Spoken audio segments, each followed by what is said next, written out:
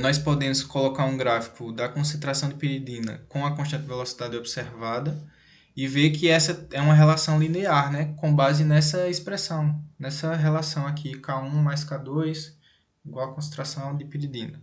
Tudo bem? E aí, como a gente sabe na relação dessa função do primeiro grau, né? Dessa equação, o valor de A é o coeficiente angular, não é isso? No caso A aqui está sendo K2. O coeficiente angular é a variação, né? A variação da função com o valor de x, como a gente lembra. Mas eu não vou complicar muito não. Eu vou tentar demonstrar isso aqui rapidinho.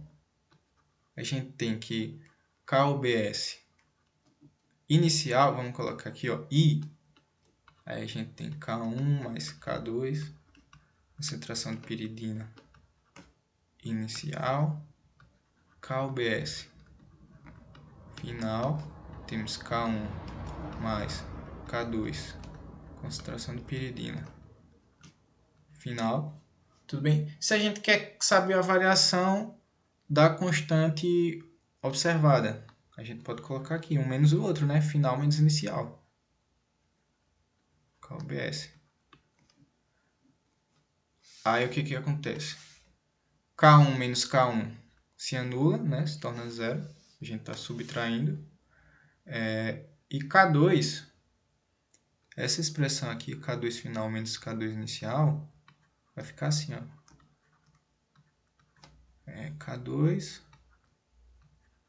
concentração de piridina final, K2, concentração de piridina inicial. Como o K2 está se repetindo, se torna um fator comum multiplicado por concentração de piridina final menos concentração de piridina inicial. Variação da concentração de piridina, né? Então, nós temos que K2 é o coeficiente angular do gráfico de constante observada, constante de velocidade observada, sobre a concentração da variação da concentração de piridina. Tudo bem? Pronto, espero que tenha dado para entender essa expressão. Beleza? E aí, vamos descobrir a constante de velocidade K2, né, a partir disso. Deixa eu ver aqui, porque eu anotei uns resultados. Aqui, achei. Então, vamos lá, gente. Espero que tenha dado. Eu sei que eu falei bastante, mas vamos lá para a parte. Eu já demonstrei as duas rotas, né? A rota dissociativa, que envolve a participação do solvente, e a rota associativa, que depende da concentração do ligante de entrada, que é a piridina. E agora a gente vai descobrir K2. K2 é a constante de velocidade do mecanismo associativo, beleza? Então vamos lá, que depende da concentração de piridina. Então vamos lá, K2 vai ser esse valor aqui. Vamos imaginar um valor final e inicial da constante observada aqui, tá? Vou dar um zoom melhor para a gente ver. Ó, aqui nós temos um valor final 42,04. Podemos colocar nos dois extremos, né? 42,04 iniciais sendo 27,85. Vamos para os extremos, final inicial mesmo. Aí vamos lá. 42,04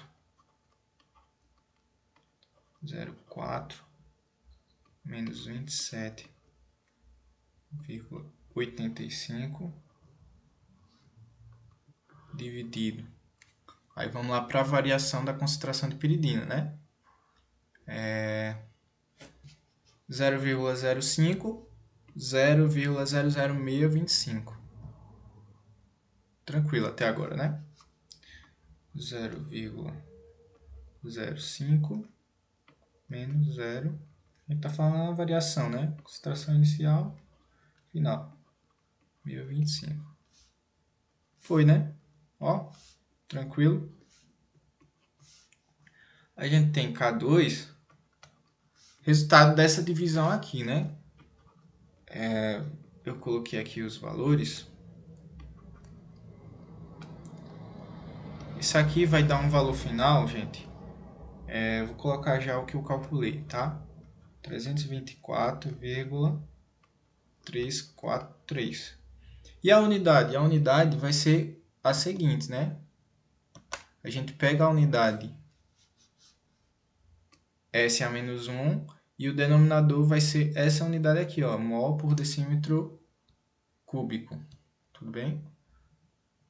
E aí, como esse mol por decímetro cúbico está no denominador, aí tem aquela regra, né? Denominador do denominador vira numerador, né? Aquela regra matemática. Aí vai ficar mais ou menos assim, gente. Espero que vocês entendam esse jogo de cintura com as unidades aqui, tá? Eu simplesmente conservei as unidades e fiz a relação das frações lá. Decímetro cúbico por mol por segundo, beleza? Essa é a unidade de K2, a gente já encontrou K2, já temos um avanço. Agora só falta encontrar K1, né? Então, a gente pode encontrar K1 por essa relação, né? Constante observada, que a gente já sabe, é igual a K1 mais K2, concentração de piridina, né? Que a gente encontrou através da soma dos mecanismos, né? E aí, constante observada, a gente pode escolher qualquer uma, né? Vamos escolher, vamos ver. Vamos escolher essa daqui, tá? Essa, e aí a gente escolhe essa concentração, tudo bem? 0,00625 e 27,85. Então vamos lá. Vou colocar de vermelho mesmo para ficar bonitinho. Vamos lá. 27,85. Aí eu já vou fazer o jogo de unidades para não deixar confusão. É igual K1, que a gente quer descobrir. K2 a gente já pegou, né? 0,343 decímetro cúbico, mol a menos 1, segundo a menos 1. E aqui a gente multiplica pela concentração de piridina, né? Que é 0,00, que ele dá ali na tabela, 625 mol por decímetro cúbico. Essa unidade é o que está lá na tabela, tá, pessoal? Então, já podemos fazer aqui um cancelamento de unidades, né? Mol com mol. Decímetro cúbico, no caso, como está no denominador aqui, né? A menos 3, e esse está no numerador, ele também se cancela. Sobra apenas segundo, tudo bem? Então, calculando-se esse valor, a gente tem que K1 vai ser igual. Aí a gente pode inverter, né, a relação. 27,85 segundo a menos 1. E aqui, essa expressão aqui, ó, que eu estou grifando, é uma multiplicação, vocês estão vendo, né? A gente pode... Ela vai ficar negativo, né?